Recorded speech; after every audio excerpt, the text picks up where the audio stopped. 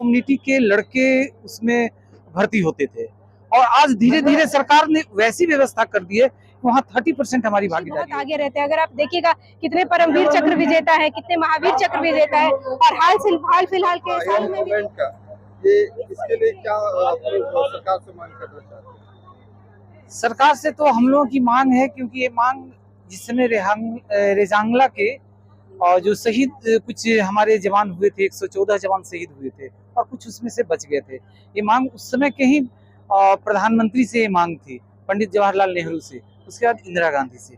ये मांग बहुत पुरानी मांग है और अंतिम गठन जहां तक मुझे याद है कि अंग्रेजों ने अंतिम गठन चमार रेजिमेंट के नाम से हुआ था हमारे यहाँ। लेकिन आज भी अगर रेजिमेंटेशन की बात होती है और जातियों पे आधारित रेजिमेंटेशन है, ऐसा नहीं कि नहीं है। राजपूत रेजिमेंट से, मराठा रेजिमेंट से, कुमायूं रेजिमेंट्स भी रही हैं, जिसमें कि करीबन पहले 80% यादव कम्युनिटी के लड़के उसमें भर्ती होते थे और आज धीरे धीरे सरकार ने वैसी व्यवस्था कर दी है वहाँ 30% हमारी भागीदारी हो गई है।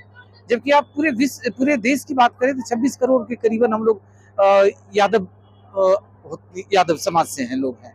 तो क्यों नहीं, अगर रेजिमेंट और एक सेना और एक देश, एक राशन, एक वोटर की बात होती है, एक देश एक चुनाव की बात होती है, तो निश्चित रूप से ये मेरी मांग है, सरकार से मांग है। और मैं तो ये कहूंगा कि आज मैं भी आया हूँ, मेरा पूरा परिवार आज हमारे साथ खड़ा है और इनका भी कहना है कि मैं इस अहिर रेजिमेंट में एक बेटा देश के नाम, हम लोग तो इस मुहिम के साथ जुड़े हैं कि हमारे यदुकुल का एक बेटा देश के नाम रहेगा, देश की सेवा के लिए मैं इसे भेजूंगे।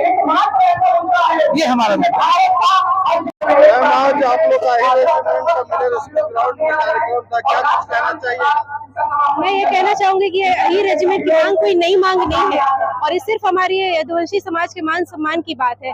जिस तरीके से हमारे ये सेना में विभिन्न प्रकार के रेजिमेंट है, सिख रेजिमेंट है, मराठा है, राजपूत है और जब बलिदान में हमारे यदुवंशी बहुत आगे रहते हैं। अगर आप देखिएगा कितने परमवीर चक्र विजेता है, कितने महावीर चक्र विजेता है और हाल फिलहाल के सालों में भी देखिए कि कितने यादव उसमें जाते हैं। तो उनका अगर उनको सिर्फ मान सम्मान अगर देने की बात हो जाती है तो यही रेजिमेंट हमारी बिल्कुल जायज मांग है। तो इसको मैं सरकार से आग्रह करती हूँ और ये मांग के साथ साथ ये हमारा कहीं ना कहीं हक भी है। तो ये हमारा हक है, हम लेकर रहेंगे, सरकार से मांग रहे हैं दे, नहीं तो हमारा संघर्ष जारी रहेगा और बस यही रेजिमेंट हमारा हक है, हम लेकर रहेंगे।